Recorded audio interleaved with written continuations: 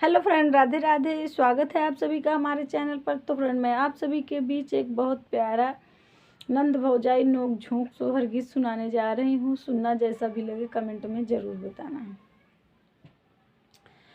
ससुरे से ननदी आमई लड़का बच्चा लइके आमई लड़का बच्चा लइके आमई हो।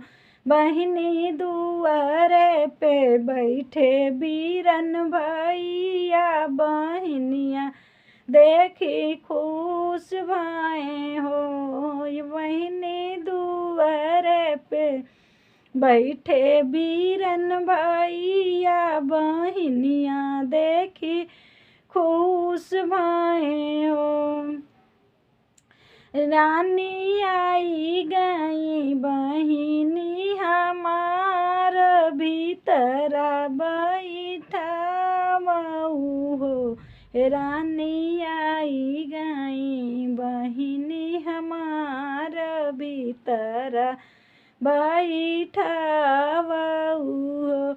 रानी लाली पलंगिया सजावो बहिनिया बैठावो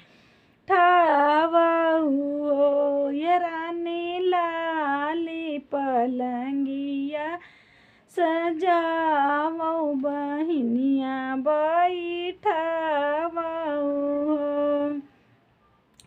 पलंगा चढ़ी ननदी बैठी भाभी बात करई लगी भाभी बात करई लगी हो।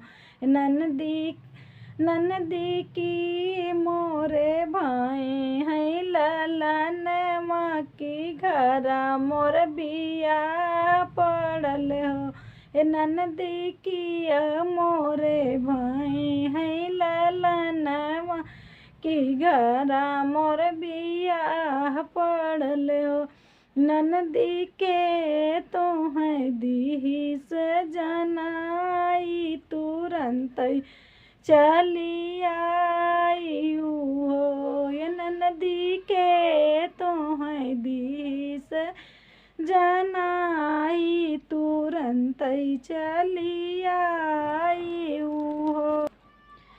पलंगा पे ननदी बैठई बोली ना सुहात बाटई बोली ना सुहात बाटई हो।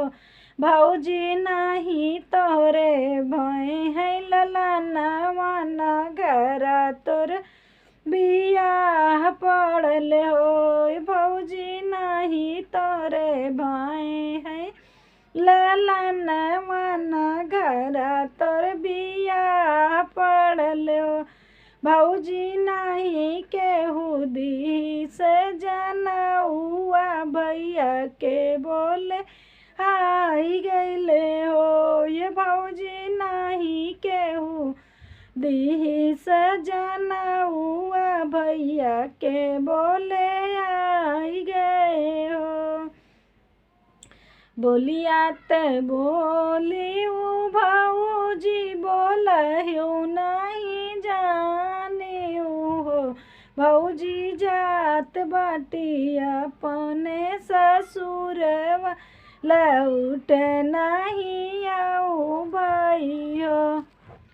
भौजी जात बाटे अपने ससुर वाला उठी नहीं आऊ बई हो। 8 महीना बीतल नामा जो 8 महीना बीतत नामा जो लाग गए हो।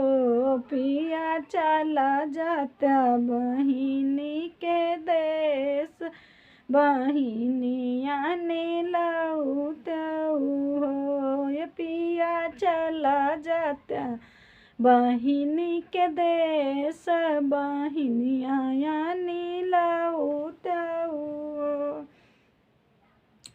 जुग जुग जियई मोरा भैया तो भैया से भतीजवाऊ हो। जुग जुग जियई मोरा भैया त भैया से बातें जेवाऊ हो भौजी अमर रहिए बात लौट नहीं आऊ बई हो ये भौजी अमर रहे आहे बात लौटी नहीं आऊ बई हो ए भौजी अमर रही मोरा भैया लौट नहीं आऊ बई